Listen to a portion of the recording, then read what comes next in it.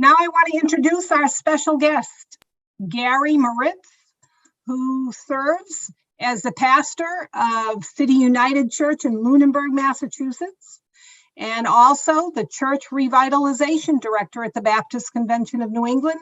Welcome in, Gary. Thanks for joining us, and I'm going to let you take it away.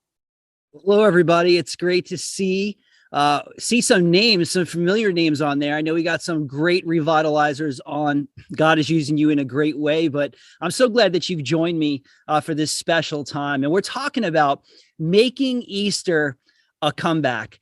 And so it's almost springtime, believe it or not. And I know it might not feel like that right now, but I think today, at least where I'm at, it felt nice not to have my face freezing. That was a good indicator that spring is around the corner.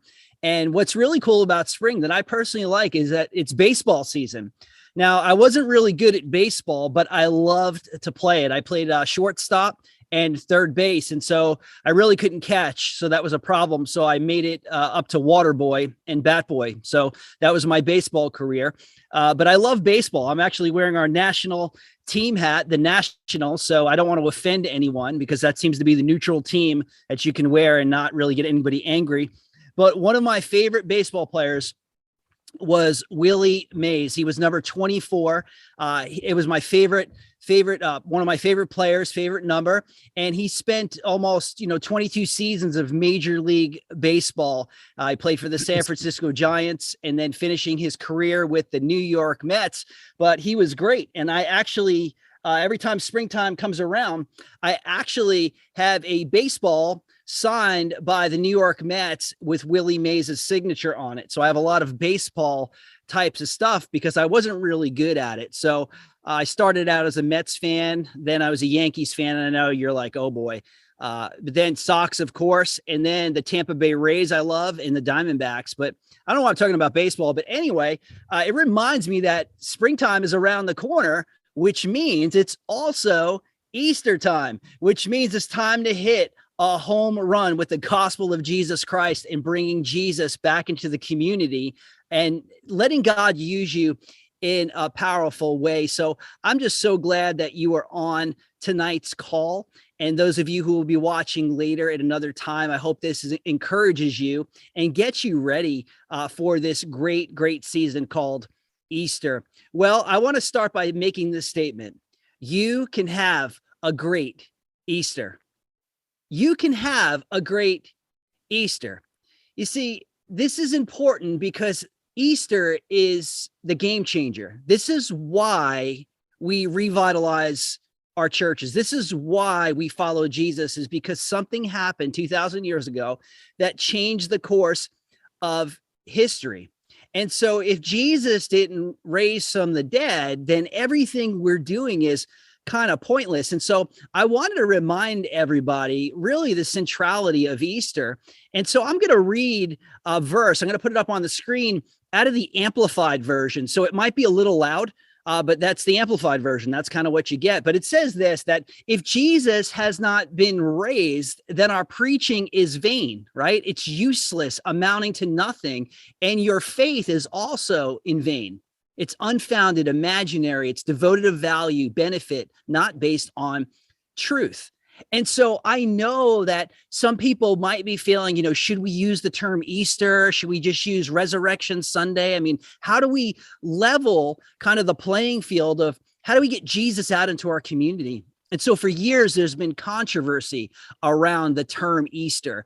Do we celebrate the name Easter, or do we use Resurrection Sunday? And it goes on. Do we have egg hunts? Do we keep the list going on and keep arguing about it? Or do we step on the playing field and try to do our absolute best in the season that God has given us? And so I just want to take a quick poll. And I would just love to hear all of you right now. How many of you are optimistic about Easter in your church? Like, how optimistic are you about Easter in your church? Just go on and put it up there. We're not going to track names. Are you significantly happy about it? Moderately, slightly, not at all? I would just love to hear your heart there and what God is doing in your heart right now. Some people get so excited about Christmas. I mean, I do, but listen, I love Easter. As kids, all my cousins would go over to Grandma Helen's house, and every single one of us would get a gift basket from Grandma, and it had candy for Easter. We would go play outside, and it was a special day. But sadly, many people in our world was just like me, where they don't understand what Easter is really all about. And so they think it's about candy, and maybe it's thinking about going over Grandma's house, but they never really know why they're celebrating it. And so if you've been in Target or Walmart recently, people are starting to prep for Easter. I'm starting to see the Easter baskets coming out, and I'm feeling it's a little bit early, but it's interesting of how the world preps for Easter. And I'm thinking, how much more does the local church need to get excited about Easter, because we have the true meaning. And so the purpose of Easter, we know this, is that it's Resurrection Sunday. It's literally why we celebrate, because Jesus is no longer dead, that he is alive. And so I believe with all my heart that people have been locked up for so long. They've been locked down. They've been isolated. They've been told you can do this and now you can't do this. And people are frustrated. I'm here to tell you that this Easter, I really believe that this is going to be a comeback Easter for your church. I really believe that you can leverage the people that you haven't seen in a while, that you can make a simple outreach to them and to invite them on this special weekend. And so we're going to talk about that. And so it's really the Super Bowl victory. We saw the Super Bowl, maybe some of us did. And the reality is that even in the Super Bowl, when the Super Bowl, when the people win, everybody gets excited. But you know what? It's awesome. Every Sunday is the Super Bowl for us. But here we get to leverage it for our community. And so it's encouraging to see that, 29% of you said you're significantly optimistic. And then the rest of you said moderately. But I'm so thankful that none of you said not at all. Because Easter, regardless of the season that we've been in, we should be excited about Easter. So let's jump in to these things that I believe that are going to help you leverage this Easter. The first thing is expect a great Easter. Expect a great Easter. You see, I'm going to help you out here. The date of Easter is Sunday, April 17th. Right now, you should have a Post-it note in front of your computer.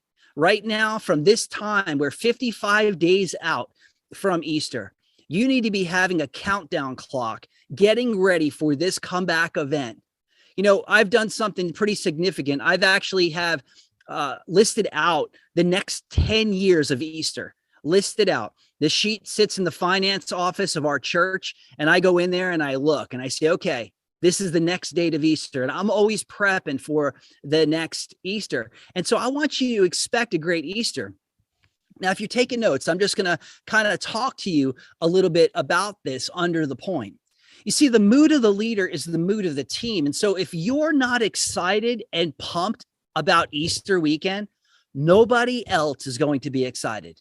If you're not excited as the pastor or leader, nobody else is going to be excited about it. Matter of fact, most people, if you ask them when Easter is, most people probably don't know, or they think it's on April 1st. I literally had somebody tell me that their father thought Easter was on April 1st all the time. And I said, is your dad an atheist? I don't know. I don't know why, but most people do not know the date of Easter. And so I want you to get prepared for that. I want you to put that date on your computer, because understand what attracts people to your church is what keeps them coming. And so if you're excited about Easter, if you're preparing about Easter, if your heart is pumping towards this weekend, now you can prepare. Now you can start to have the conversations about what the gathering or the service that you're going to have, what it's going to look like, the type of music you're going to have. Is it going to be uplifting, or is it going to be a drone, a drudgery music or whatever? Like, you want it to be exciting. Who are you going to have doing the announcements? Who are you going to have on the stage? Who are you going to have highlighting maybe the next 3 events in your church? Because what attracts people to your church is what's going to keep them coming. And also another thing that I want you to start planning for is what's on your stage is what is going to be in your seats. And so be very careful about who you put on your stage. So if you're looking around your church and you're saying, we don't have any young people, put a young person on your stage. Maybe it's just reading a simple scripture. Maybe it's just reading. Maybe it's a teenager. Maybe it's a tweed. Maybe it's somebody in 5th and 6th grade. And maybe they get up there and the people in your seats are like, okay, young people are here. That's great. And they feel like I can connect with somebody. Think about the people who are going to be watching in your seats, your first time guests as they're coming. You know, people in general, they love Easter.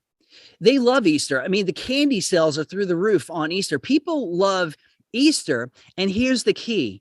Most people are looking for a church to go on Easter. You know, you always hear the old adage, the CEOs, right? The Easter and Christmas only people. The reality is that, you know, many people make fun of that, but a lot of people leverage it. And so I'm going to give you an opportunity to leverage that. And if anybody's going to come in your neighborhood to your church, why wouldn't it be yours? Start preparing. Understand that maybe you don't have a large mega church, right? I don't think many people do. Maybe you have a small group of people. Listen, I want to encourage you. Most people who are going to walk into your church are going to love authentic over polished. They're going to love authentic people over a polished product. I mean, don't try to make it fancier than it is. Just prepare your people, prepare your church for Easter. And so some of the things that you can do that shouldn't cost a lot of money is the first thing is I want you to look at your current website. I want you to go through it, fine tooth and comb. I want you to look for spelling errors. I want you to look at the photos that you have up. Are the photos outdated? Are they multi-ethnic? Do they show a bunch of generations instead of just one generation or one type of person? I want you to make your website the best that it can be. And sometimes it doesn't take a lot of money. It just takes some spelling corrections. Some of the church websites I visit, I go and they have like 2 years ago, the event, and you're thinking as you sign on that it's coming up, but it was actually 2 years ago. Or there's stuff on there that's misspelled and outdated. Look, prepare your website because this is going to be the front entry point for your church. And so some of the things that you can prepare for is crucial because your preparation is just as important as your anticipation. And so what I want you to do, you're 55 days out. I want you to go through your church. It's almost springtime. I want you to look at every room that you may have, or maybe you don't have a room, but whatever it is, I want your rooms to be clean, right? Like I'm not your parent, right? You know, you got to clean your room. Make sure the rooms are clean over clutter. Make sure, because sometimes when you go into church, it's like, oh, well, it's always been there. Now's the time to clean those rooms. Now it's a time to get the church on board and say, guys, Easter's 55 days away, and we're going to be prepared for what God is going to do in and through our church. And so I want you to plan for another crowd. I believe you can double on Easter. All it takes is one person reaching one person in your church. One person reaching one person. And so if everybody takes responsibility, if you have 50 people in your church and everybody takes responsibility, you can double on Easter. Because if everybody's serious about inviting that one person, I believe you'll have a larger crowd than normal. And so what I want you to do, it doesn't cost a lot of money, is I want you to start advertising the date of Easter. As soon as March 1st hits, start advertising it. Put it on a PowerPoint slide. Put it up on before your services, let it scroll through, whatever. Let people know, make an announcement. Guys, we're 54 days away from Easter. Get them excited about what is to come. And so you have to make sure that I got some questions before this webinar about promotion materials. Listen, you do not have to spend a lot of money to promote Easter. Matter of fact, I want to give you a hack. Many people use Vistaprint. You can easily develop a rounded business card with an invite that says you're invited. And on the back, you put your church name, your times that you're going to meet, and you can order for like $20. You can order 1,000 of them. and then you can give them out and you challenge your people. Hey, here's your pack of 10. This week, I want you to pass 10 of these cards out to the people where you eat, work, shop, study, and play, and make them gospel seeds and start getting the word out now about your church in your community. Most people will let you leave a stack of business cards. Most businesses will not let you leave a stack of posters. So business cards go a really long way and they're really cheap. And so that's an easy thing to do for promotion. And then, of course, I'll talk a little bit later about social media and stuff like that. If you're familiar with your post office and maybe you have a little bit more money to spend, I want you to look into Every Door Direct through your post office. This is where you can take literally a simple postcard and you can have that postcard delivered to every single house in your neighborhood. And so you can look into that. That's another, if you have a little bit more money in your budget, that's just simple things that you can do to expect a great Easter. The next thing I want to challenge you on is I want you to affirm a follow-up plan. Affirm a follow-up plan. See, you can prepare right now for what's going to happen. You can prepare everything right now for what is about to happen in 55 days from now. You're going to be able to raise the evangelism bar with personal responsibility in your church, with everybody reaching one person. You know, if you're in the same network that I am, and if you're watching this later, there's a question out there: who's your one? Lead with that. Who's your one? Who's your one person that you are going to lead to come to Easter this season? I mean, this is so crucial. The next thing that I want to challenge you with is have baptisms planned. Tell your church right now, hey, on Easter, we're trusting God that we're going to be able to have baptisms on Easter. Teach your people about baptisms. Teach them what baptism is. Most churches do not teach people what baptism is all about. Plan your baptisms. If you have baptisms lined up, I would challenge you to hold those off until Easter Sunday, because honestly, there's no greater day than to get baptized on Easter. What a gospel picture that is.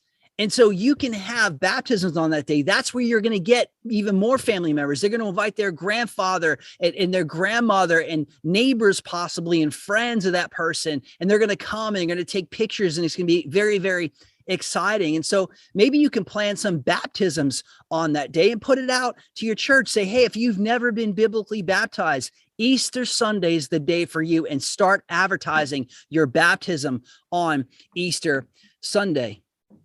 Another great thing you can do for a follow-up plan is that on Easter Sunday, you can get a couple of people, maybe they have an iPad and an iPhone, and they can just take some pictures of people. Have a photo booth area. Set it up in the church so families can remember this special time in your church. And then, give them, tell them, hey, if you come back next week, we'll get these printed off, and you can pick up this special thing. And maybe if you have a little bit extra money, you can, put it in a frame, a cheaper frame or something like that. But the reality is that you could follow up easily digitally. You could email them that picture with a simple note saying, thanks so much for being part of our Easter weekend. And so these things really do not cost a lot of money. One of the things that I've done for years is on Easter, we give away a free gift to every first-time guest. Maybe it's a pen. Maybe it's a book. Maybe it's a download. Some of you are writers on this call. You can easily put a simple devotional together on Microsoft Word and turn it into a PDF. And it's just a freebie, right? And you say, hey, we're going to be giving every first-time guest a free copy of a digital devotional guide or something like that. Make it fun for the first-time guests. Make it interesting. Don't make it feel like they're walking into a secret club where nobody has the members only jacket. Make it so that everybody feels welcome when they walk in, and give them a first-time gift if you can do that. The follow-up is crucial, because as people come to your church, you've got to make sure that you're ready for the follow-up after. Do not let Easter go by without proper follow-up. And so what do I mean by follow-up? Have your emails pre-written. Have those emails pre-written. Have something that says, hey, blank name, thanks so much for being part of blah, blah, blah church. We really appreciate you being a part of our family on this special day. If, I just want to let you know we're praying for you or something on those lines, and you send it to them within 30 to 96 hours. It's a simple task of saying, hey, we noticed you. We noticed you and we're thankful for you. Some churches have texting in church and first time handwritten letters. Those also, you can do that too. That has a special sentiment for that. Another thing I want you to think about is that when you have Easter, your comeback event is just as important. So don't just look at Easter and then say, okay, well, we're done with Easter. Now what do we do? I want to challenge you to have a kids comeback event, because here's the truth. If kids want to come back to your church, they are going to beg their mom and dad to come too. And so when you get the kids, you get the parents, and you're going to pull them right back in. And so maybe have a kids event. Maybe it's a VBS. Maybe it's a backyard Bible club, something that triggers the next follow-up, the next wave that they can be a part of. Maybe it's a men's event. Maybe it's a women's event.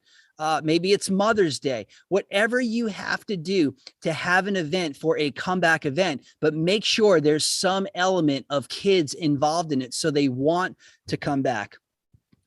Another thing you can do, you're going to have a lot of maybe skeptics coming in your church. If you like my church, we have people that are skeptical, and they're skeptical because if a church starts talking about money, people get funny, right? Have you noticed that when you talk about money, people get funny?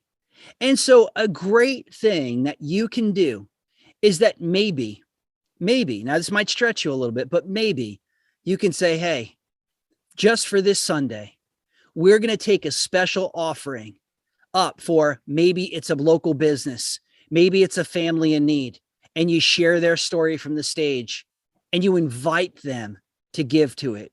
You invite them to be part of maybe resurrecting somebody's life, resurrecting somebody's hurt from their pain, maybe resurrecting a business that has failed. And maybe you step out and you do something special out of the norm, and you're going to trust God for it. And I believe when you do that, people are going to see that your church is on the give and not on the take. They're going to say, wow, this church really has a heart for the community, and invite somebody in. I remember a time I heard a story about a church that didn't have a lot of money, but they invited a local business guy in their town that everybody knew. And he came in and he shared his hurts and his hangups, and he shared how the business wasn't going so well. And that pastor said, hey, we're going to raise some money to help this organization. And at that point, all of a sudden, the paper's got a hold of it. And next thing you know, this church is in the paper. The next thing you know, and that's not the motive, but the next thing you know, the community realizes, wow, this church is all about helping our community. And now all of a sudden, God positions you as the voice in the community. And that's the way the church should be. The church should be the voice in the community. And so those are just some things that you can do right now to affirm a follow-up plan, to have something in place, to have something to say, okay, Easter's coming, but I need to be prepared for after Easter, and then following up with those people. The third thing you can do for Easter is you can start a new topic for onboarding new people. Now, this is interesting because most pastors will preach the same message on Easter. You know what that message is? The resurrection. Nothing wrong with it, but here's the problem. If you have the same person that visits your church once a year on Easter, guess what? They're going to hear the same message. Now, I'm not saying don't put the resurrection story in your sermon. That's not what I'm saying. I'm saying it's a time to start a new topic for onboarding first-time guests. And so if you start a new collection or sermon series or whatever you call it, that's practical, then you have buy-in. Now, if you start talking about, hey, we're going to do a brand new collection on marriage, We're going to do a brand new series on parenting. We're going to do a brand new series on money or stress. That right there is going to keep people engaged. They're going to be like, you know what? I'm not a Christian, but I've got money problems. I'm not a Christian, but I have marriage problems. I'm not a Christian, but I have parenting problems. And now you earn the right to speak into their life. And so don't lose focus on saying, hey, I'm going to start a new sermon series, and let it be 4 weeks. That way you can tell the people on Easter Sunday, hey, you're part of a brand new collection of talks, and I want to invite you to stay with me for the next 4 weeks.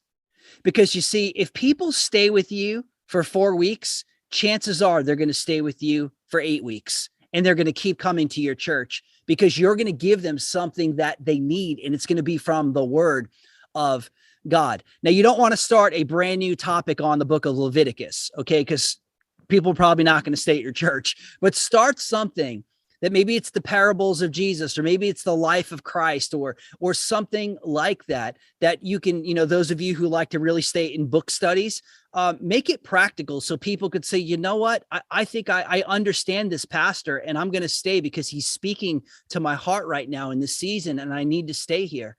That's powerful. Easter is also the perfect time to try something new for a few weeks. Now, I know some of you might have to get permission. I understand some of that model of church life. But listen, it's a time to start something brand new. And you actually have permission because everything's brand new. That's the beauty of spring, that everything is new. Have you ever noticed there's no old leaves on the tree? It's all new leaves that are coming in. So it's time to maybe make those changes that you wanted to do. Maybe it's time that you say, you know what, maybe we want to shift our times around. Maybe we want to make some shifts in programming. And the easiest way to do that is to say, hey, church, we're going to have some new times. I know we've been meeting at 11 o'clock. And then you could share with them, the average time right now in America is 10:30. And so we want to capture those people before lunchtime. And so we're going to make a shift for Easter, or we're going to add another service for Easter because we're expecting even more people to be here. And we're going to spring forward with this new idea, with these new times. And it's a great time to start advertising that, or add another day. And so try something new. Don't just say it's Easter, we're going to keep doing the same thing, because if you do that, you're going to keep getting what you get. And so try something new. Tell your church, hey, we're going to experiment this Easter. We're going to try this. We're going to put it out there. And you know what? If it doesn't work, at least we tried, and we can go back doing what we were doing before. But try something new. The other thing I'll tell you about Easter, with dealing with like new topics, is make everything as normal as possible. Don't bring in a special band. Don't bring in Casting Crowns to do your music, because guess what? The next week they come, they're going to be like, what happened to the band, right? What happened to the choir? What happened to the music leader? It doesn't sound good, or it does sound good. Keep it as normal as possible. I mean, this is your church, and what attracts people to your church, remember, is what's going to keep them there. So if you want to try something new, this is the time to try it, but keep it as normal as possible, because the goal is to onboard new people, small steps to saying yes to Christ. And so I want you to challenge people during this time.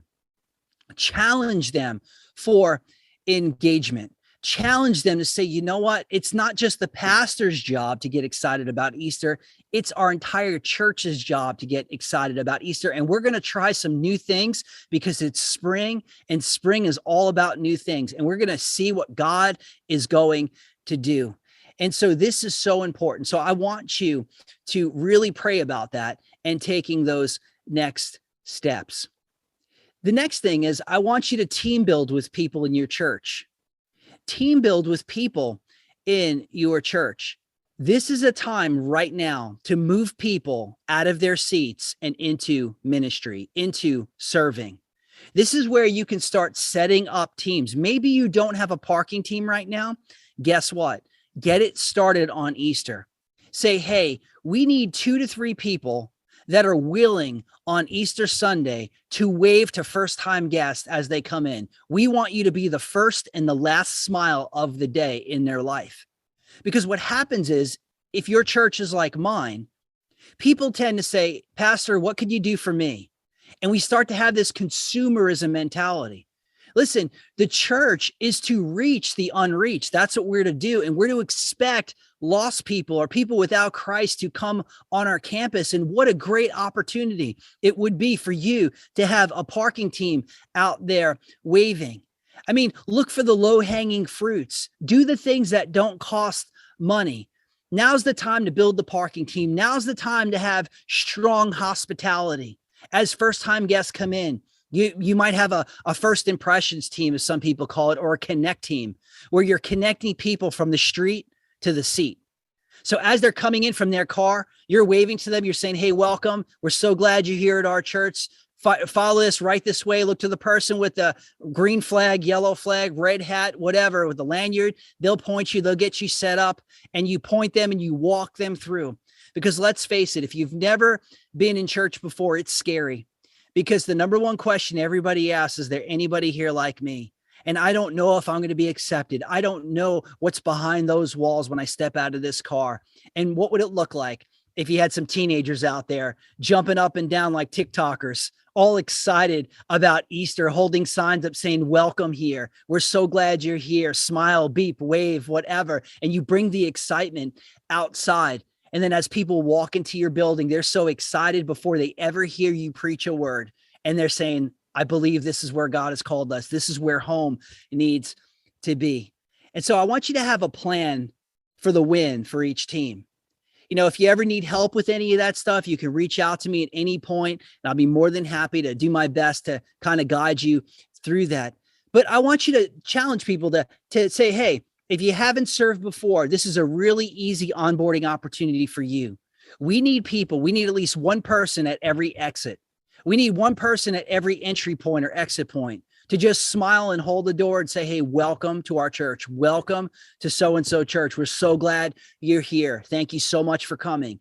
And you have that invite, because it takes about 7 touches for people to feel welcome in your church. When they pull on your campus, it takes 7 touches. And so if it feels like a ghost town when you pull in and nobody says hi, and you have your so-called greeters and nobody turns around and says, we're so glad you're here, those people have already made a decision in the first 60 seconds that they're never coming back to this church, and they're here and they're going to stick it out, and they've already made their decision before they ever hear you preach. And so make sure that you set up your outside just as much as you're setting up your inside. And so I want you to challenge people in that area, challenge people to pray about Easter, to invest and to invite and to serve and to get ready for what God is going to do in and through your church. Another thing I want you to think about is, I want you to tell your people, starting maybe in a couple of weeks, say, maybe you put a half-page insert on, Microsoft Word, and it's 5. You have a list of 5, 1, 2, 3, 4, 5, and it says my prayer list, my Easter prayer list. And then you tell your church, you put it in your program or bulletin or whatever you call it, you stick it in there, and you say, hey, I want you to pull this piece of paper out. I want you to write 5 names right now that you're praying for Easter.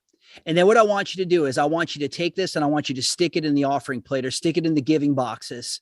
And what we're going to do is, we're going to collect these names. And as a church, for the next 55 days, we're going to pray over these names, and we're going to ask God to move in their life. Because I believe every failure is a prayer failure. When we don't pray about something, we can't expect God to move.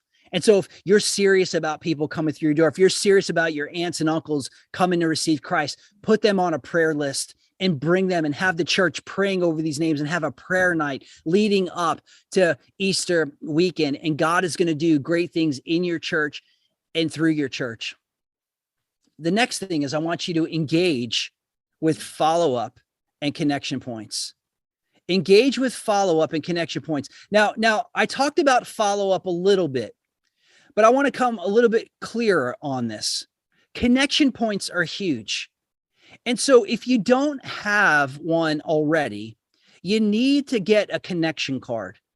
You need to get people to engage. Now, this connection card is not just to collect their name and their email, although that's good. but it's a way for them to be involved. It's a way for them to write their prayer requests down and hand it in. It's a great way for you to just say, hey, if you have a need, if you have maybe a desire to do something in ministry, write it on the connection card and send it in. And they place it in the offering plate, or they place it in the giving boxes, and you collect those and you start praying over those names. You start praying over those needs and have a connection point for people. Don't just have people sit in your pews or your seats just staring at you as you're talking. Make sure you have them doing something. Make sure you have them involved in some point about writing their thoughts down, writing their needs down and giving them to you. And then your church can do something about it. You know, the connection points are crucial because your first 24 hours is so needed. Because after Easter, what happens is most people just go do their thing, and then Monday rolls around, and most pastors, they take off on Monday, and that's okay. Tuesday rolls around, they're still not doing anything. They're just like, okay, Easter. Listen, on Tuesday, by the latest, you are sending out a 24-hour email of some type saying, hey, thanks so much for being part of our church. I want to let you know about some upcoming events. We would love to have you for these things, and connect with them as the pastor. Connect with them personally. Maybe it's a personal phone call, depending on how big your list is. Whatever you have to do, make that personal connection with them. And then give them an invite to come back. Say, thanks for being with us, but we also want you to come back, and give them a personal invite. Maybe it's to continue to listen to the next 4 weeks of your teaching series. Maybe it's an event, a men's or women's event, a kids event that they can come back to. It is so important.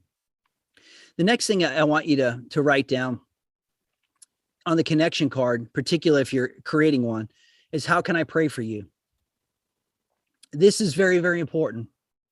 So one of the things I want you to do is, going back to how can I pray for you, is to make sure that you're asking people, hey, how can I pray for you during this time? How can I pray for your family members? How can I get involved in what your family is doing, what God is doing in your family? Try to get into their lives a little bit, because Easter is a special time for families. And what would it look like if you just said, hey, I care about your family and I just want to pray for your family?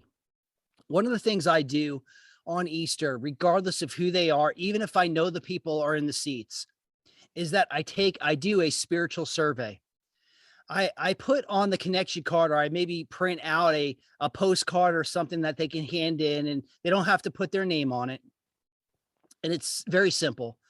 It says something like on the lines, I'm believing today, all the way down to God touched my heart, or I've rededicated my life to Christ, or hey, I'll never believe. I've had those. And you know what happens with those people that write, I'll never believe? God gets a hold of their hearts and they come to Christ, because their heart is so hard and God is going to soften it. And so when I stay in touch with those people that might not even think that, you know, I'm ever going to go to church, all of a sudden God begins to work in their life. And so I want to challenge you, maybe do a spiritual survey. You know, if you want a copy of the one I use, I'll be more than happy to send you that as a kind of a free gift for today. Anything I can do to help you would be great. The next thing is, the last thing is, remember the power of the resurrection. Remember the power of the resurrection. You see, the same power that resurrected Jesus Christ is the same power that is going to move in and through your church. And so when I'm doing a new topic or a new collection of talks on Easter, I'll say, hey, the same power that resurrected Jesus Christ from the grave is the same power that can help you in your marriage. It's the same power that can help you in your parenting. It's the same power that can help you in your finances. And I use the resurrection story to help them with their need, because that is so important, because the resurrection, as I said, it's the game changer. It's the very thing that changes everything. That's why we do what we do, because Jesus has risen from the grave. And so when you're doing your Easter Sunday, or you're doing maybe you're doing a Saturday gathering, or you're just doing maybe a special gathering for your leaders before Easter so they can focus on the people on Sunday. That's another idea. that you can do.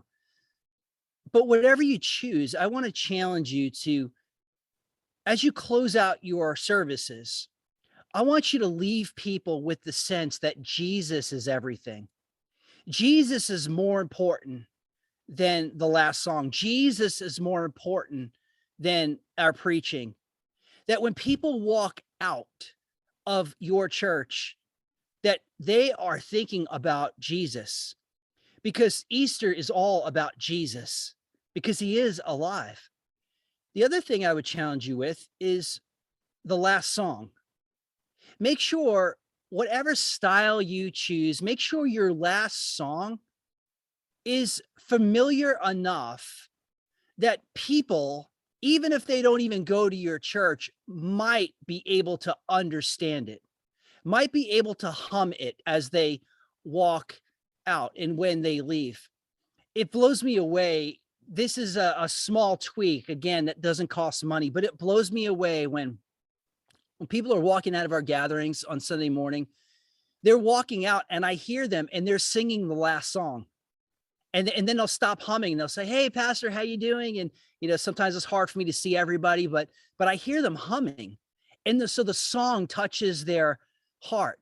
And it's so important. So make sure you're leaving them with the sense of Christ when they're walking out, and you're leaving them with a song they can hum when they walk out, because that's going to be what they're singing in their car. That's what's going to be on their mind through the week. And so I shared with you about, giving away a free gift, a special gift for every first-time guest. Treat your first-time guest as literally VIPs, right? So one of the things I taught my team a long time ago, and maybe I'm going off topic, but I think this is important. I want you to commit to not using the term visitor anymore. I cringe when I hear that. We've got visitors. Like, I'm like aliens. Like, I know there's no such thing as aliens, but that's what it sounds like to me. Visitors are people that you don't expect. First-time guests are people that you're ready for.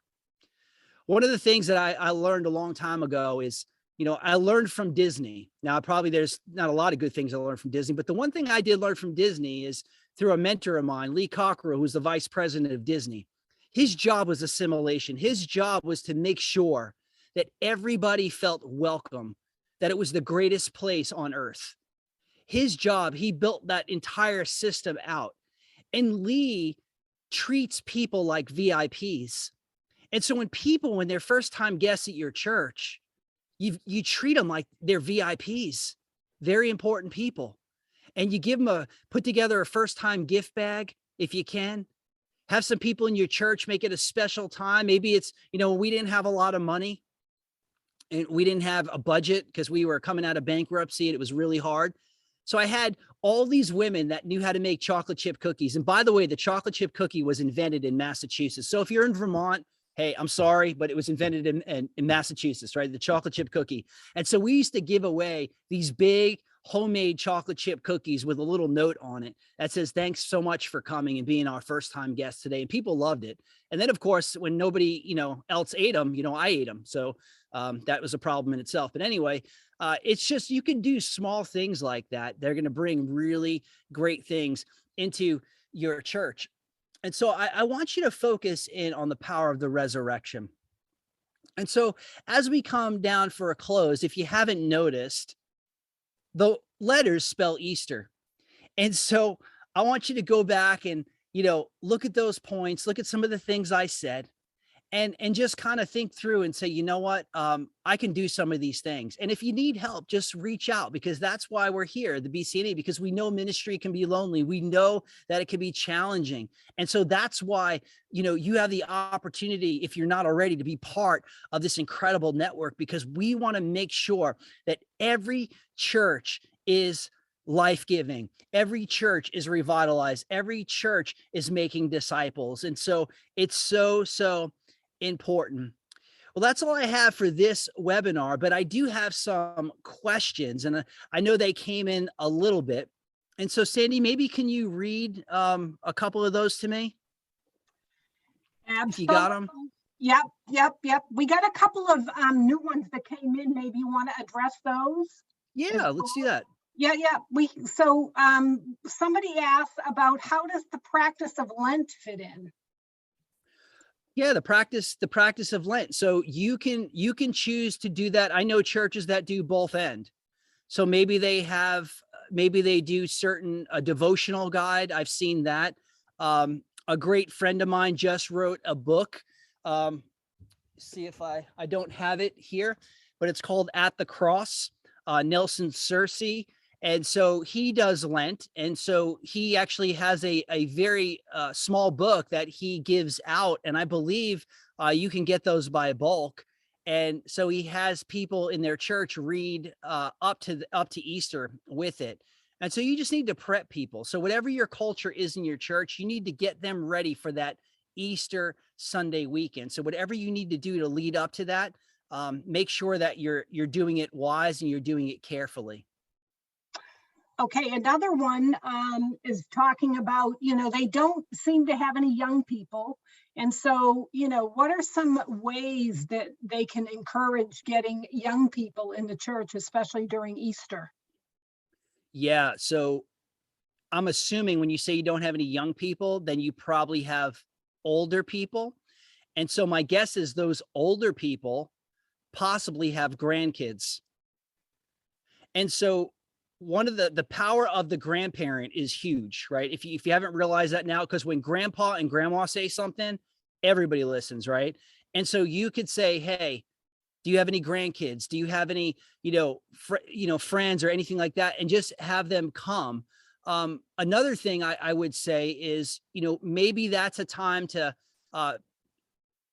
maybe highlight maybe in fostering or an orphanage or something like that that can bring children into your gathering. Maybe it's a missions organization, just to get the heart beating. It's kind of hard to pull kids into a church that maybe they're not coming, but if you have grandparents, they can easily bring their grandchildren with them. And so maybe that's a way that could help you. And how about, you had mentioned outreach events? How important is doing an outreach event, as part of your Easter strategy? Okay, so we used to do this big egg drop thing and egg roll and all this stuff leading up to Easter. And what it did was it actually drained our staff. It drained our community. So I know churches that do both end, meaning that they actually have their church service in a park and they do the egg drop there. So they actually do it outside. Now, these are places in the South, so it's kind of hard to do that. It might be cold to do it outside, but I think you have to stay focused on the Easter weekend as much as possible. So if you want to do something like an egg hunt or something like that outside with the kids, just make sure it's controlled and make sure parents know that it's happening and what's going to be happening on that day. So you just need to advertise what you're going to do so people know. And one person had mentioned that maybe hosting an hour at a trampoline park or something like that. Maybe that wouldn't be so draining on your volunteers. On Easter Sunday? Not on Easter Sunday, but maybe as an event leading up to Easter. Yeah, you could do something like that. Bring your volunteers and kind of do a vision casting for it. And then everybody just have a good time, I guess. We're going to do something similar, but we're not going to a trampoline park. We're going to do more like a celebration, like dinner, lunch, something like that, getting people ramped up and ready to go. And we're going to give clear instruction on where we want people and strategically placing them. So that's something you can do. Okay, so that's focused on your interior, the team building you were talking about? Yes. Yep. Yeah. And have you had any experience? Somebody's asking about, doing outdoor events, especially in New England with the unpredictable weather? Yes. And it's challenging. And so you need to plan carefully. And so one of the things that we're going to do this year is what's really cool is that you can create the outside environments. So for instance, we're going to put outside, we're going to put up a couple of the 10 by 10 pop-up tents, bright colors.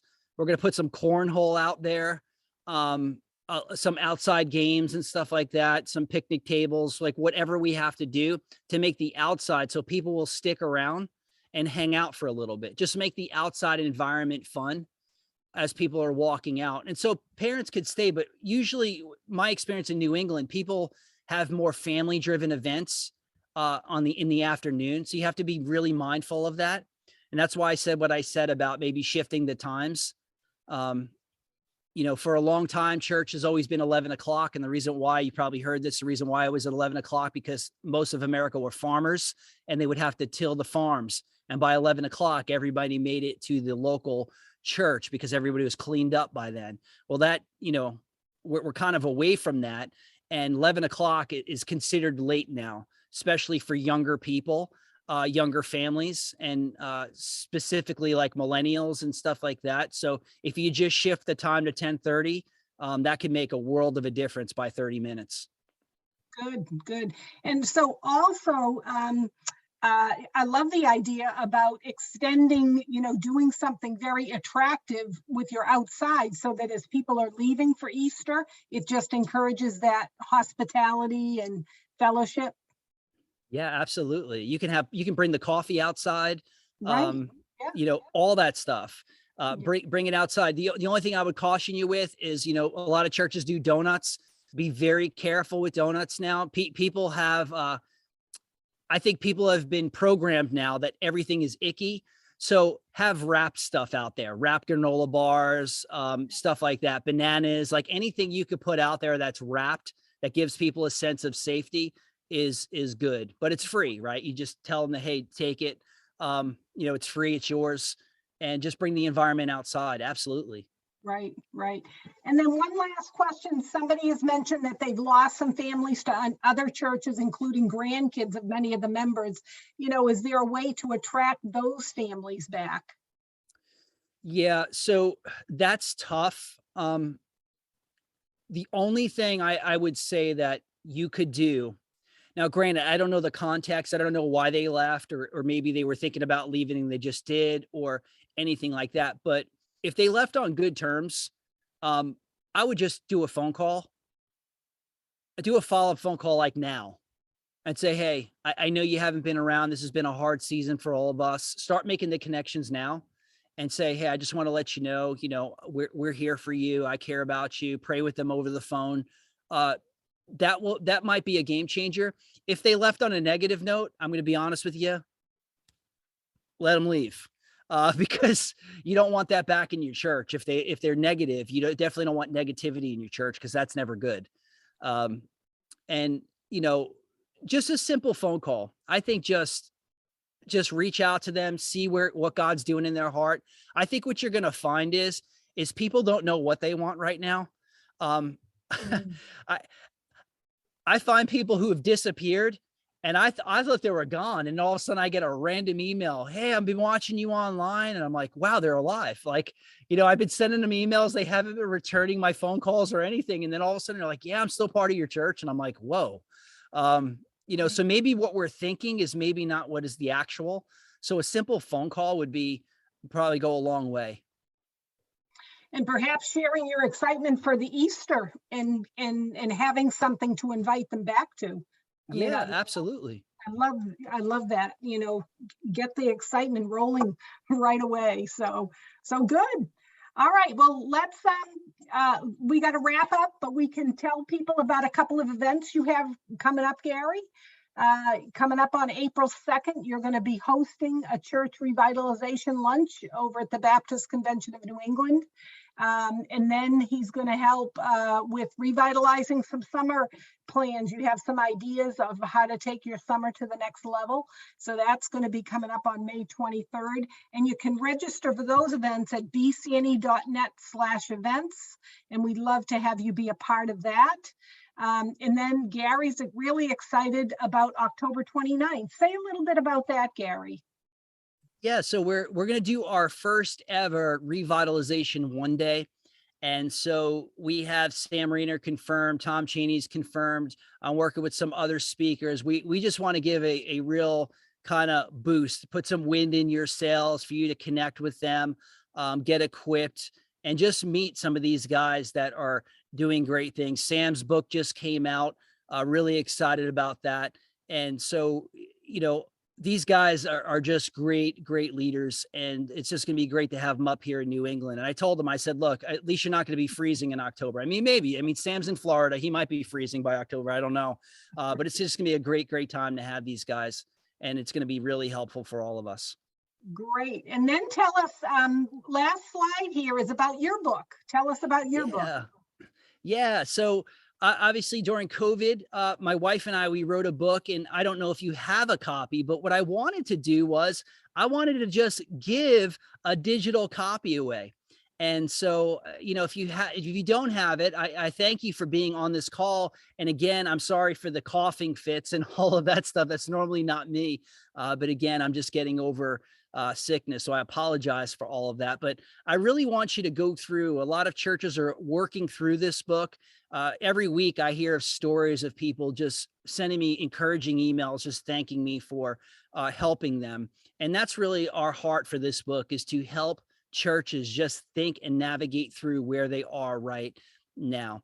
And so we're going to give away a free digital copy to whoever has the closest birthday to this date. So if you're still on and you're listening, go on and put in the chat your birthday, and we will make sure that you get an Amazon digital copy of Carry On. All right, I'll watch those. Okay.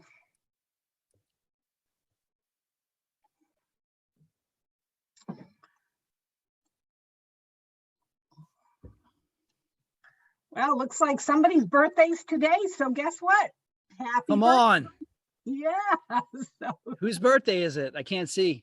Bud, happy birthday. Awesome. Awesome. All right. Well, we'll send you your digital copy of Carry On. So I'll send you the details about that. Awesome.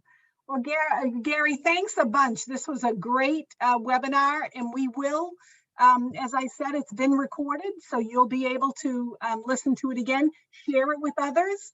And we hope that you'll tune in to our next one in May. But before then, don't forget, Gary's going to have that lunch in April, and he's going to have lots of great church revitalization talk. So join us then. Thanks so much, everybody. I'll see you on the next webinar. Have a good night. Thanks again.